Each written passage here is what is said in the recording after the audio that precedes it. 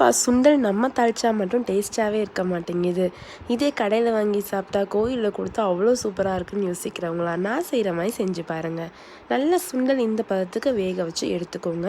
நைட்டே ஊற வச்சுட்டா ரொம்பவே நல்லது. இல்லைன்னா சாயந்தரம் செய்கிற மாதிரியா இருந்தால் காலையில் ஊற வச்சுக்கோங்க. வெங்காயம், வரமிளகா, கருவேப்பிலை, நான் எடுத்துருக்க கொஞ்சம் சுண்டலுக்கு அளவாக வெங்காயம் கட் பண்ணியிருக்கேன். நீங்கள் எவ்வளோ சுண்டல் எடுக்கிறீங்களோ அதுக்கு ஏற்ற மாதிரி கட் பண்ணிக்கோங்க.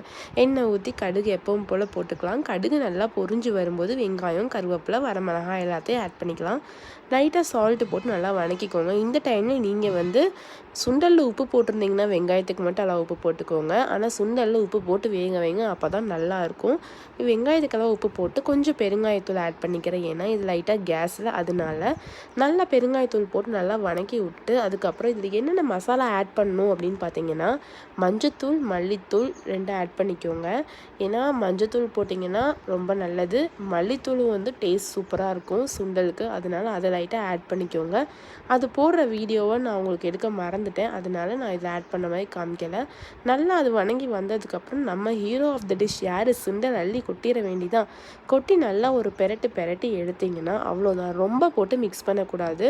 ரொம்ப மிக்ஸ் பண்ணிங்கன்னா சுண்டல் எல்லாம் பொரிஞ்ச ஆயில் தான் ஆயிரும். அதனால் அப்படியே எடுத்துருங்க, அவ்வளோதான். தேவைன்னா தேங்காய் போட்டுக்கோங்க. எப்படி இருந்துச்சுன்னு மறக்காமல் கமெண்ட் பண்ணுங்கள். சப்ஸ்கிரைப் பண்ண மறந்துடாதீங்க. டாட்டா, பாய்.